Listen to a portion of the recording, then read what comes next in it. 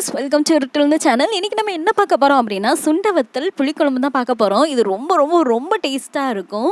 இதுக்கு என்னென்ன தேவைன்னு பாத்தீங்கன்னா 100 சின்ன வெங்காயம், 100 தக்காளி, 5 ரூபாய்க்கு சுண்டை வத்தல் எடுத்துக்கோங்க.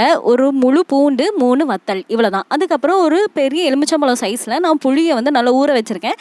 நகை சூடுல இருக்கிற வெந்நீர்ல. இப்போ ஒரு கடாயில் கொஞ்சோண்டு எண்ணெயை ஊற்றிட்டு நம்ம எடுத்து வச்சுருந்தோம்ல சுண்டை வத்தல் அதையும் அது கூட போட்டு நல்லா பொரித்து ஒரு பாத்திரத்தில் எடுத்து மாற்றி வச்சுக்கோங்க. இப்போது அதே எண்ணெயில் வந்து நான் 3 வத்தல் எடுத்து வச்சுருக்கேன்ல 3 வத்தலையும் அது கூட ஆட் பண்ணிக்கலாம். 3 வத்தலையும் நல்லா பொரிச்சுக்கோங்க. பொரித்து அதையும் எடுத்து தனியாக எடுத்து வச்சுக்கலாம். பாருங்கள் எப்படி இருக்குன்னா எப்பவும் வந்து ஒரு கடாயில் அதே எண்ணெயை நம்ம வறுத்தோம்ல அதே எண்ணெயை கொஞ்சோண்டு ஊற்றிட்டு எண்ணெய் நல்லா கொஞ்சம் சூடானதுக்கப்புறம் கொஞ்சோண்டு கடுகு ஆட் பண்ணிக்கோங்க. கடுகு நல்லா பட்டுன்னு பொரியதில் பொரிஞ்சதுக்கப்புறம் இப்போ கொஞ்சம் ஜீரகம் ஆட் பண்ணிக்கலாம். எல்லாமே கொஞ்சம் தான் ஆட் பண்ணுறேன். அரை டீஸ்பூன்னா ஓகே. இப்போ வந்து ஒரு கொத்து கருவேப்பிலையை ஆட் பண்ணிக்கலாம். கருவேப்பிலையும் நல்லா பொரிஞ்சதுக்கப்புறம் ஒரு முழு பூண்டை நான் எடுத்து வெட்டி வச்சுருந்தேன். அந்த முழு பூண்டையும் ஆட் பண்ணிவிட்டு அதை கொஞ்சம் நல்லா வதக்கிக்கோங்க.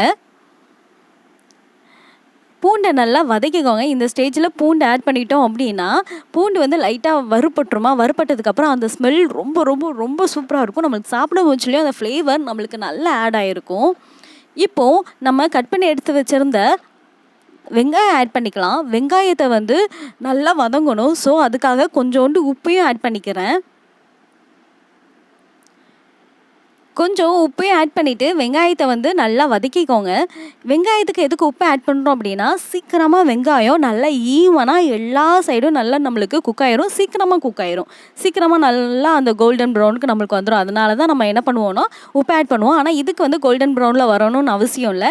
லைட்டாக நம்மளுக்கு இதே மாதிரி வந்தால் போதும்.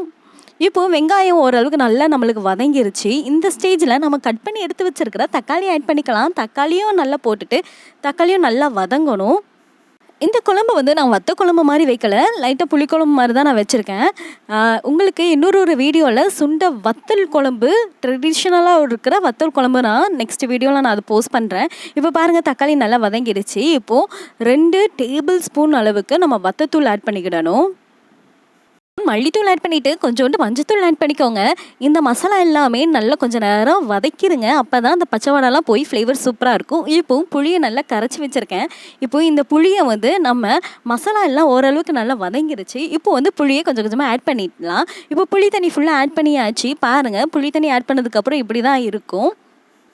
இப்போது ஒரு கிளாஸ் தண்ணி ஊற்றி குழம்பு நல்லா கொதிக்கட்டும். இந்த ஸ்டேஜில் வந்து குழம்புல உப்பு இருக்கா அப்படிங்கிறத டெஸ்ட் பண்ணிக்கோங்க. உப்பு இல்லை அப்படின்னா இந்த ஸ்டேஜில் கொஞ்சம் உப்பு ஆட் பண்ணிவிட்டு குழம்பு நல்லா கொதிக்க விட்டுருங்க.